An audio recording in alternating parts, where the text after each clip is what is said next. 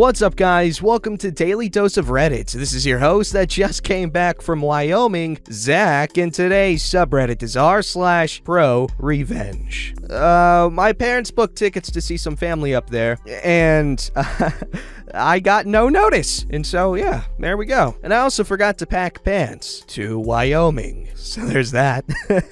This story's called A Prom Tale from the Hells of a Retail Worker. Wanted to share a story that happened to me when I was an assistant manager for a then popular retail store that sold junior clothes and prom dresses. Prom dress season was in full swing, and we had moms and daughters coming in left and right. Our prom dresses ranged anywhere from $60 to $450. One day I was manning the fitting rooms when a mom and daughter brought up one of the most expensive dresses we had, covered in rhinestones, boosted sweetheart necklace, full Cinderella body, the whole nine. The daughter tries it on and comes out and is telling her mom this is the one. The mom asked how much it is, and the daughter tells her. Mom isn't happy. She tries to talk the daughter into one of the other dresses they've tried that's more affordable. Now you can tell at this point the daughter is not used to being told no and starts arguing. Arguing turns into shouted whispers, then turns into just shouting. The daughter says she's not taking the dress off, and that her mom was to buy it, no ifs, ands, or buts. The mom refuses. So you know what the spoiled brat did? She pissed in the dress. Dead ass serious. No joke. Stood there and peed in the dress so her mom would have to buy it. I'm sitting there staring in horror as she's screaming at her mom that she has to buy it now, as a large yellow puddle starts forming on the floor. The mom walks up to the daughter, no words, rips the tag off, stomps up to the counter, and pays for the dress. The daughter goes back into the fitting room to take the dress off. She comes out with it in a big wadded ball in her hands and sets it on the counter. Yes, still piss-soaked. The mom grabs the daughter by the arm, tells me to throw the dress away, sorry for what she did, and left, screaming at her daughter that she wasn't going to prom. Of course, being the retail worker, I cleaned up what I had to and left early that day. One of the most bizarre revenge instances I've ever witnessed to this day. That is absolutely bonkers. What is wrong with people? This story's called Why You Should Always Be Nice to Potential Hires. This is a bit of a long story about the value of being professional and nice no matter the position you are in. Mods and I had to change some details of the story since my wife's work is very specialized. She must stay anonymous since stuff like this gets around. My wife and I moved to our current city back in 2013. The standards for my wife's job here are different to the standard back home. She has an associate's degree and most employers wanted a bachelor's degree. However, nothing could stop her and she kept putting in applications. However, one of the employers she had sent applications to called her back. However, it was not to tell her she had gotten the job. Instead, it was the manager telling her how unprofessional it was of her to put in for positions that were obviously above her. In fact, I'm gonna delete your email from our system. Please don't apply anymore. It's just a waste of our time. I'll send you a letter since you just can't seem to follow directions in my emails. My wife, after she got over her initial shock, asked the manager for her name. I don't see why it matters, but Ivanka Tulip. My wife said thank you and continued her job hunt. Sure enough, she got the letter in the mail asking her not to apply anymore, citing inability to follow clear directions.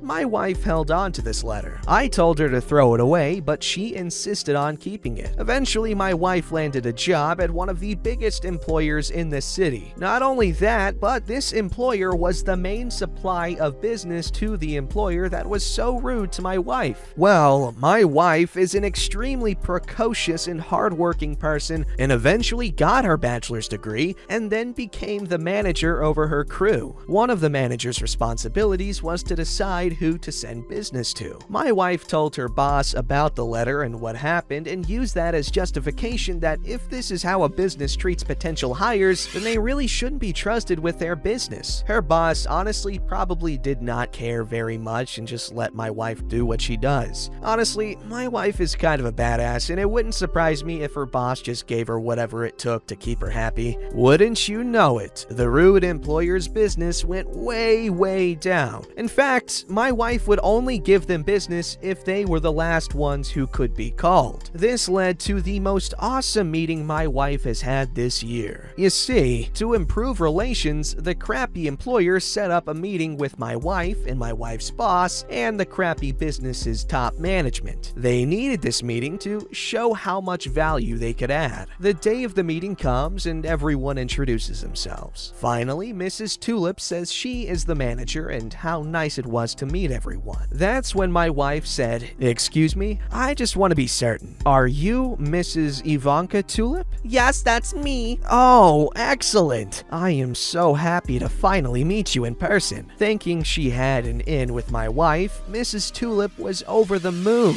My wife let them carry on and tell her how much value they could add to the business and how much they could really help out my wife's employer. This is when my wife says, "Thank you, but unfortunately, I feel we can't really give business to an employer who we feel has some ethical issues that need to be addressed." Big Boss from Bad Employers said, "Excuse me, we were not made aware of any ethical issues. What are you talking about?" That's when my wife brought out the letter that was signed by Mrs. Tulip. My wife then tells them that if they treat potential hires this way, then it was an ethics issue for my wife, and it would be very hard for my wife to give them business. Since she had concerns about the welfare of the business, she couldn't approve any more, too bad business than absolutely necessary. Mrs. Tulip turned white, and you could hear a pin drop on the other side of the table. My wife thanked them for their time, but apologized and went back to her work. We don't know if anything ever happened to Mrs. Tulip, but that business has since downsized and has gotten a reputation for being a poor choice to send business throughout my wife's organization. A quick edit. First of all, wow, I'm totally blown away by how much this post has blown up, way beyond what I was expecting. I'll address some concerns people have had. The business in question had multiple things going on, including bad outcomes from previous business that was sent in their way. I should have been more clear about that. To be perfectly honest, if I had known how much this would have blown up, I probably wouldn't have shared. To the folks who say this is all made up, I completely understand where you are coming from. I would love to give more details, however, it's just not worth it since my wife works in a small industry. What I will say is that anything you read on Reddit, you should take with a huge grain of salt. Believe it, don't believe it, totally up to you. I do understand where you are coming from though, and had I not been there and read this same post from your perspective, I would probably feel the same way. To the folks who think that my wife's only reason for doing what she did was the letter, it's not. All I can say is that the business in question would not have had any issues had they just done what they were supposed to do. That's all I can say about it. My wife's letter was kind of the icing on the cake and an example of poor behavior on their part. Anyway, I hope you all have enjoyed it. Have a great day. I have to get back to work. See you all on the internet when I get back home. Wow. You know what? I'ma choose to believe it. Why not? There's badass people out there. And honestly, I was thinking that at the beginning, like, wow, they really just tanked this whole business because of the letter. But then I was thinking, well, if that business allowed for that kind of management to go unchecked, then like,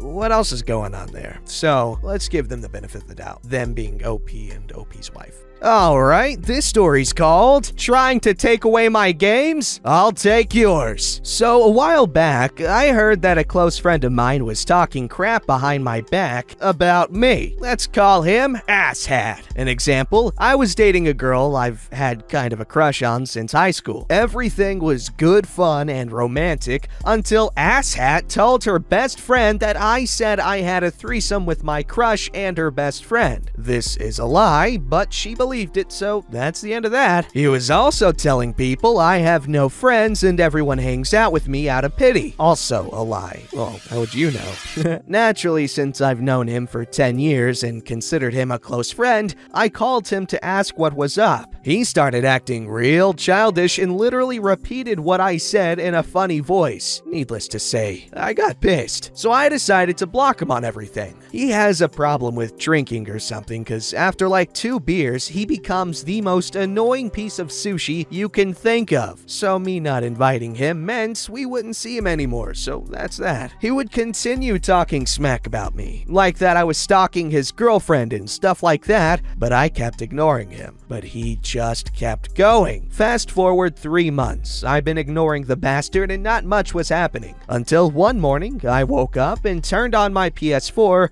and see in my notifications that I quit a whole list of chat groups and see I accepted a friend request from XXAsshatXX. That is very similar to my PlayStation username, which is XXFuzzyTurdXX. Add me while I had him blocked. So I already kinda knew what was going on. But for those of you that don't, he still had access to my PlayStation Network account since we used to share games. He logged into it, spewed out a whole bunch of racist, homophobic, transphobic bull snossage in the messages, went back down to his own account, and proceeded to report me for them. Naturally, Sony looks into it, sees the offense, and bans me. It started off with just a 2-day ban, then a week, then a month, and then a permanent ban. The thing is, if your account is banned, you can't access the PlayStation Store, which means you can't access your games. I knew it was him since there was a notification telling me I accepted his friend request. So at this point, I'm freaking furious at him and about ready to kill him. I called Sony and they looked into it. After 3 weeks, I finally hear back from them confirming that it was indeed an irregular login and irregular behavior. So they unbanned me, and so my rage died down a bit. But I was still out for blood, so to speak. Fast forward about another month or two, and I'm just gaming when I get a message. Just some dude saying he met me once on Warframe and he needed some help on Dark Souls 3. I was in a helpful mood, so I went to help the guy. He had no mic, so we only talked in messages. Nothing weird. He asked me what I thought of the DLC, to which I replied, "It's dope, but it's pretty freaking hard, bro." Lo and behold, it was Asshat on a different account, reporting me for saying frick. So, Sony banned my account again. I called them to explain. It had to be sent to the moderators so I would hear back from them. I didn't hear back from them in 2 months. All the while, I'm still hearing stories about Asshat spreading lies. And when I finally heard from Sony, they told me they warned me multiple times and now the ban is staying. This enraged me. I have never been so pissed off in my life. This dude, for no reason, decides to take away $10,000 worth of games from me and doesn't even have the balls to tell me why he's doing it. So, my initial plan. I'm gonna find him and kick the living crap out of him. I told our friend group and some of them didn't believe me since the screenshot of the notification wasn't proof in their eyes. So I was kinda going crazy. We were in sort of a lockdown in the Netherlands. Well, at least we were then, so I couldn't find or run into him anywhere. Word spread that I was on a warpath and he didn't show for a couple of get-togethers. I don't know if it's a coincidence or if he knew, but whatever. He wasn't there, I was fine with that. Fast forward another month. He broke up with his girlfriend and all of a sudden, she contacted me. Turns out they broke up and within 4 days, he had a new girlfriend. So she was also pissed and heard I was looking for him or his address. She had heard that and was happy to comply. I asked her about the whole situation and she confirmed it was indeed him. And then I remembered, say, don't you use his account to download his games? Turns out she did. So we came up with a plan. That night at around 2 a.m., she called me. She was ready. I told some of my gaming buddies to be up as well if they're down for some revenge. And of course they were. She logged in on Asshat's account. I unblocked the account and we proceeded to send me and my friends the most racist, homophobic, sexist,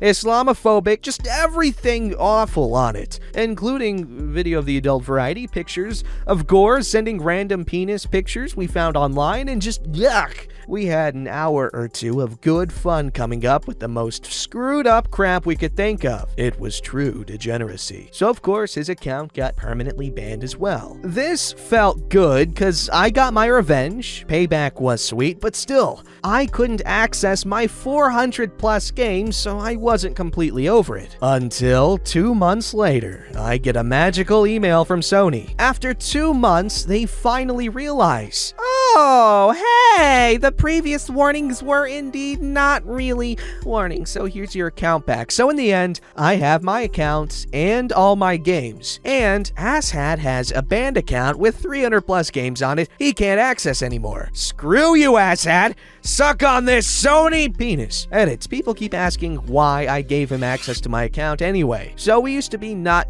best, but very close friends. Games are expensive. A new title can easily cost you $70. So to remedy this, I gave him my account and he gave me his. This way I could download games he already bought and he could download games I already bought. Also, when a new game comes out, we split the bill since we are sharing our account anyway. I mean, Red Dead Redemption 2 on release date for €35 is not a bad deal. I agree. Amazing game. Play it if you haven't. And also, don't mess with someone's game library. That's horrible. Take their money instead. Don't forget to like, subscribe, and hit that bell to never miss an episode.